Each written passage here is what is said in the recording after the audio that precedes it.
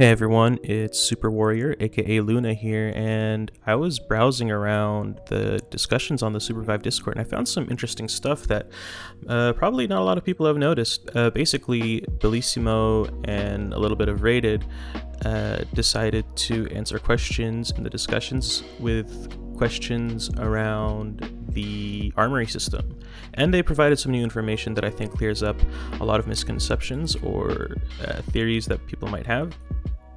So let's take a first one. So over here we have Tristan asking, basically, is the Armory system something that you build across games, or is it something that you build per game?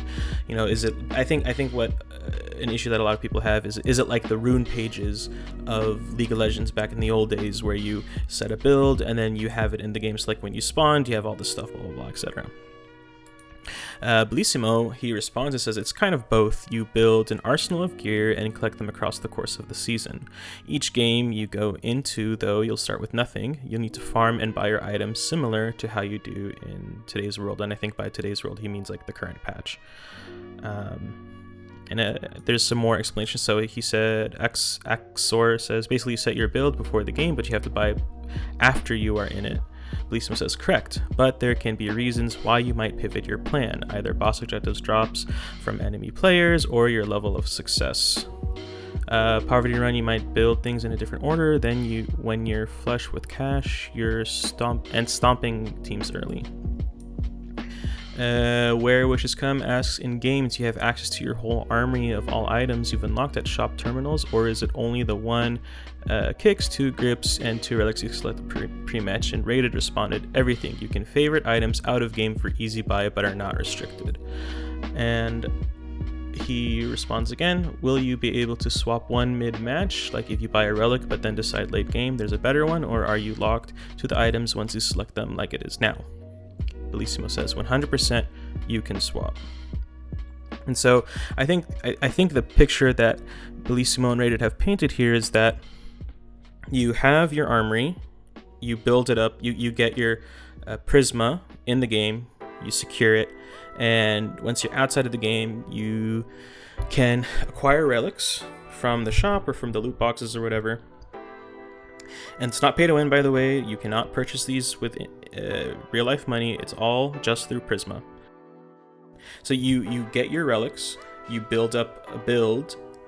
I think it sounds like you favorite a build. Then when you go into game and you go to the relic shop within the actual match, you can buy your build as you wish. And then later on throughout the match, if you want to buy a new one, you can. And yeah, so it's not rune pages, it's not masteries. You do not start with these. You have to earn them throughout the game. It's similar to how it is now, just in a different way. All right, let's move on. If there's a dude with 3-star power, for example, wings, will other people be able to kill him and get wings for themselves? And Bellissimo responds, yes, relics can drop from players you kill in game.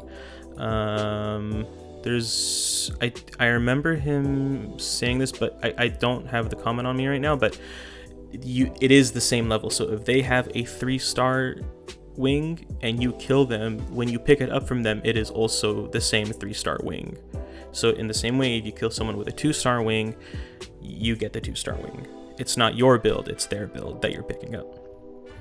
Okay. Bellissimo also says relics and armory items are also available as drops in-game for monsters, vaults, and trains, and he also doubles down on this. He says yes, from vaults, trains, and monsters, from the question provided by Omnipresent Oatmeal, basically asking where can you get them from.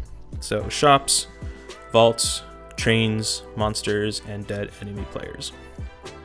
So there's a lot of flexibility to the way you can acquire these relics, just like how we have it now with powers and gear. Mika asks, there's no cap on how much of the catalog is available in the same game in a sufficiently leveled account. Bellissimo responds, no, you'll have everything you earn available, but you still need to earn/farm gold in-game in order to purchase those items from shops. I think it's just doubling down on, again, when you enter the game, you don't have the relics, you have to buy them from shops in the game. I think he's talking about mid-match here. All right. a little bit of a different subject now. This is more about the viability of new players or casual players being able to grind this stuff. So It's Limbo again asks, if I've skipped month after season start, won't I find myself much weaker compared to everyone else? And Bellissimo says, most players will be able to get a complete collection through casual gameplay. Not everyone will be able to have a full 3-star collection by season end. We will have catch-up mechanics for players that are behind the curve so they can build their collection faster. I think this is touching on an issue that a lot of people have with the Armory system, where veterans will have a stronger advantage outside of just skill. You know, it's a progression system. So, you know, I think this is where the bad flashbacks, the PTSD of the old League system comes, where you had to spend a lot of time building up your rune pages and your masteries. And new players really struggled against old players. It was very difficult for new players to rank up in League of Legends back in the old system. And this part of the Armory system, honestly, we don't know how it's going to play out. It seems like you'll be able to get most of a full 3-star collection. I mean, at the end of the day, you just need a meta build. You don't need the full collection, if you really think about it.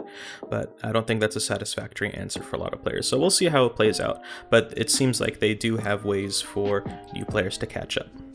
And finally, you know, this is just a summary of everything. It's, you know, the old equipment and power systems are gone as you know them, and they've been merged into Armory. You'll have 2 slots that are strictly passives and stats, then another 2 slots that can have active abilities or are passives that are telegraphed to other players. So, long story short, all of this is a brand new system. We don't know how it's going to work. Only the devs know, and the people who beta tested it, but you know, even then they don't know it over the long run. So we'll see. You know, it's hard to judge right now, but we'll see. And finally, in a slightly different topic, Arena. So several people asked, how will it affect Arena? And Bellissimo provides an interesting answer, and he says, you will be able to access Armory items in Arena. It's also been restructured so players can accumulate gold round over round to purchase items.